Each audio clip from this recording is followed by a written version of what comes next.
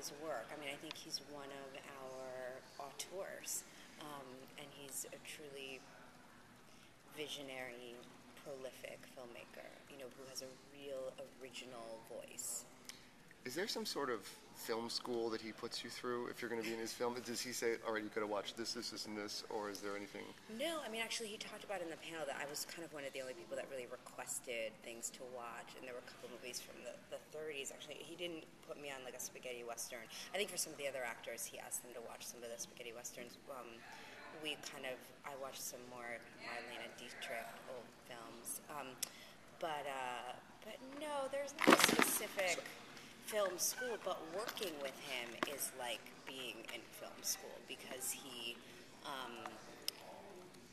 references work all the time, whether it's television, film, music, theater. I mean, I was joking on the panel, but this is a true story. We were at a cast dinner early on, and he was talking about some movie or TV show that Don Johnson had done, and Don was like, I didn't do that. And he was like, yeah, this is the art director. And Don was like, oh, yeah, I did do that.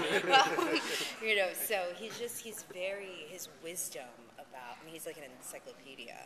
Right. We're hearing a lot about Jamie's character and Christoph's character, but can you give us an idea of some of the things that your character is doing during the movie?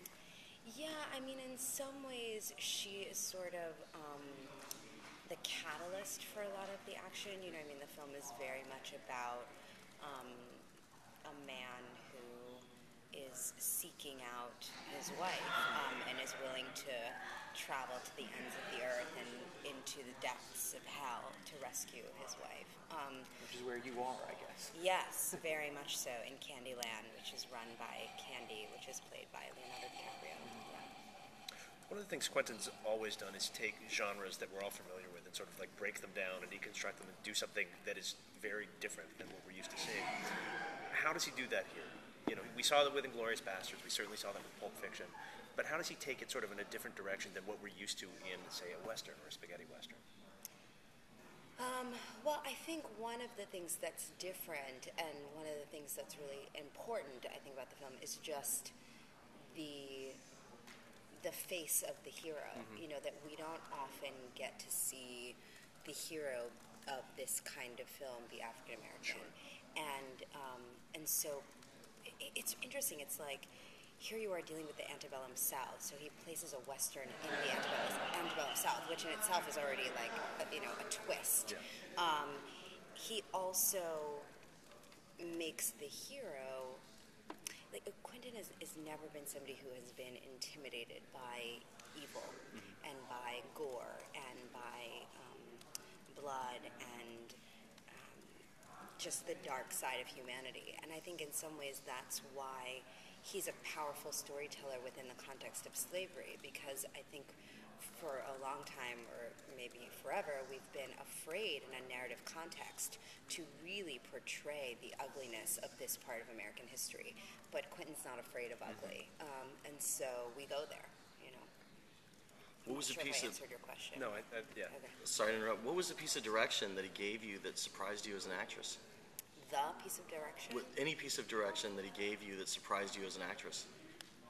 I don't know if there was any one piece of direction that surprised me. He's very collaborative, and we talked a lot about the character and about the journey, and the film, has had a lot of changes from the. People keep talking about the script and I'm like, wow, that's not even in the movie anymore. So there's a lot of changes, and I think a big part of that is kind of living in the context of the world of the film. Like one of the privileges that we had shooting in New Orleans was that we shot on an actual slave plantation in Louisiana. And so when you're doing a scene where Broomhilda is being whipped by overseers, and you're doing it in a place where hundreds of years before, the sound of that whip against flesh was echoing through that alley of oak trees, it just resonates in your spirit in a different way. And so things kind of took on a really intense emotional context that I think, we just don't deal with this part of our culture as a country very often, and we were all forced to deal with it in a very raw way. The film is in no way a documentary. It's in no way, it's a Quentin Tarantino film, but it was quite an adventure and a journey to dive into the emotional reality and the truth of the brutality of the period. Like, there was this one scene where Quentin writes that this horrific mask is put on Django's character, this like horrific metal mask, and I thought, wow, that's some crazy, fucked up Quentin Tarantino shit, right? I love that that's on film. My mother will die. But, and then I went into the production designer's office, and there were all these photos of real masks that were put on slaves from the period, and I thought, how unfortunate that as an African American, I didn't even know the history of the brutality of this institution enough to know that that was really done to people. So, yeah. Interesting. Do you expect there's going to be some controversy with taking on the topic? Absolutely not. Yeah, of course. And when you read the script, was that something that you were sort of cautious of? What is Tarantino going to do with slavery? Is it something that I should be involved with or shouldn't be? Yeah, I have this weird thing where I'm really drawn, I'm very curious about things that scare me. I don't immediately run from them. I think maybe because it forces me to grow as an artist or something, but this movie definitely terrified me every day. I thought about it, but what I really loved about the script was that this is a story that takes place in a time, the destruction, in order to keep black people enslaved, there was the destruction of the black family.